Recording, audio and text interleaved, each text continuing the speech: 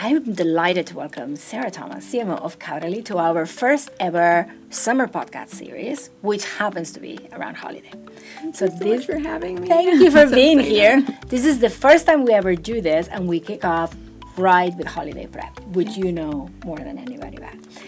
Maybe before we start, and we are going to talk about your products a little bit, tell us a little bit about yourself, tell us about your role, what do you do? Yeah, so I am the Chief Marketing Officer for Caudalie, and I've been with the brand for 5 years now. And Caudalie, I know you're super familiar with the brand, Super. being from Europe, but we are an effective, clean, and sustainable skincare brand born in the beautiful vineyards of Bordeaux, France.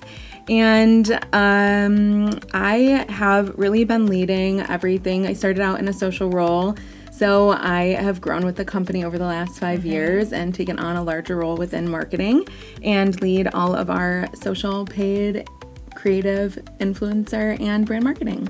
Everything to Yes, do with everything. marketing at Yes. Caudalie. So yes, as you said, I am a big fan of the brand because I grew up in Europe. I am in Calvo. I lead the commerce business for mid-market for Google here in the US. So how does this holiday look for you? And what are some of the challenges that you see?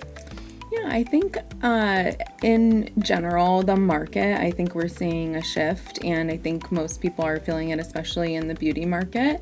I think there's a deceleration of shopping and the consumer spending habits, but for us in particular at Caudalie, we're seeing that yes, there is this shift, but the consumer is still willing to shop and they're still willing to spend, but they're just being a little bit more particular on how they're spending and where they're spending that dollar. So I think what's really important is starting early to build that trust with the customer, really educating them on the product so they know what product is right for them when the time comes later in the year for them to make that purchase. So for us, it's really about starting early, educating the product so they know what's right for them, and of course being flexible. It's a changing landscape. We have to be flexible. Of course, me with a social background, you have to jump on trends. You have to be flexible and agile all the time. So for us, it's just kind of part of our nature. So this is kind of how we're approaching the upcoming season. One of the things we know is that consumers are like three and a half times more likely to use Google and YouTube as they're doing research prior to heading to a store. Right. Are you thinking through that as well? Are you thinking about your omni strategy? Yes, of course. I think that we know that the customer journey isn't linear, and we want to be present wherever they are, right? So we want to make sure we're hitting them with the right message wherever they may be on that journey. So we're really thinking through what that looks like for the customer and utilizing the tools that Google offers to make sure that we're able to kind of control that message and push the consumer through the path that we want. We want them to really understand from the brand's perspective and control the storytelling a little bit. So for us, that's with YouTube sequential ads, so we can kind of educate them in a really thoughtful way, tell them the story of the brand, and introduce them to the products through some really interesting messaging and interesting creative as well. You've done some recent testing with YouTube as we're talking about this idea of consistency of message early across all of your products. How has that gone? It's been so fun, actually. It's been really interesting to see where Caudalie is very much like in the mindset of test and learn as a brand. And so for us, we really want to understand the customer. We want to understand how they're shopping. We want to understand how to be more efficient in terms of how we're spending media. So some of the tests we've done this year are currently doing, we're really excited about doing the partnership ads coming up. It'll be the first time that we've ever done this. And honestly, we do a lot with creators. So this is really big initiative for us. We're going to be launching a campaign with 2 campaign ambassadors who have a big YouTube presence. So it was the perfect time for us to integrate this into the campaign planning. And we're super excited to see how that performs.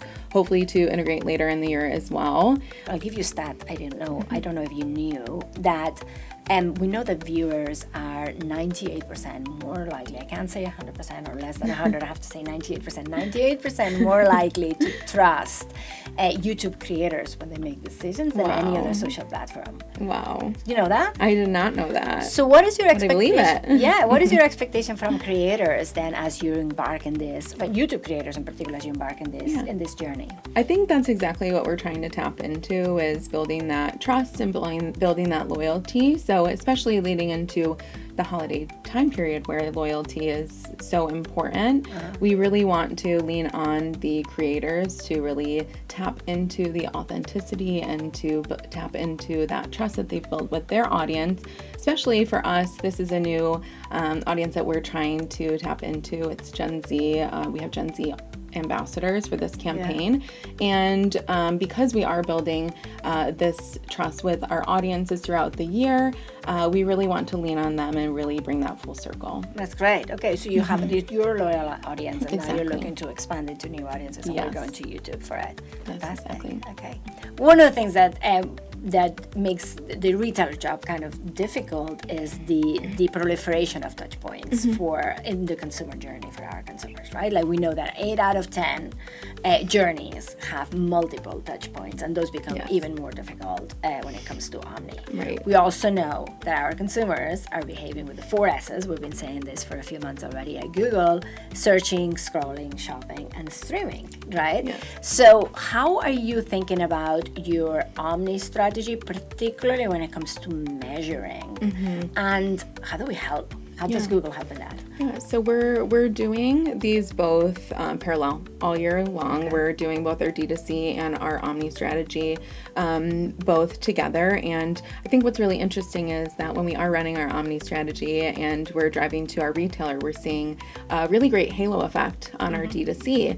And you all have helped us identify that, which I think is really important and great to just show the value of what we're doing. And in addition to that, we're also trying to connect the dots a little bit more when it comes to our search lift as well. So when we are running our omni, are we seeing a search lift on the retailer side? Are we seeing additional in-store visits? And these are some of the things that the team is helping us That's do. Great. And we will also help you now that you're running YouTube partnership ads. Like we can measure your search lift as a result of the YouTube investment and the brand lift. Like how is the brand recognition with this particular audience that you're going in to tap into, which is Gen Z as a result of it. How are you working with us throughout the season and throughout those peak periods, and what has been helpful and what hasn't? Yeah, I think for us, we start early. I think that is obviously the name of the game for holiday, is really be over prepared and have those conversations early on. So when we're talking with our team at Google, they really understand what those profitability calculations are and what we're looking to get, what our KPIs are. So we can work together to really make sure we're hitting those goals. And you all know what our restrictions are, where our guardrails are during the season. So I think that's the first thing, is really just partnering early and having a good understanding of what we can and can't do. And then second is, of course, being flexible. I think it's really important to make sure that you are being flexible during the season. I think for us specifically, we have a great agency who we've empowered to make those decisions within certain parameters. So during those key peak times, they're able to shift budgets as they see fit to make sure that they're meeting demand where that demand is. And of course, we're partnering super closely with the Google team. You guys send those great reports when it is those peak moments. So we're able to react in real time and make those changes and optimize at those moments. Okay. Some of the key takeaways. It is an unpredictable season, just like every other one that it's been before. Retailers are resilient. They know how to do this, right? Some of the key tactics that we know work, that I've heard from you.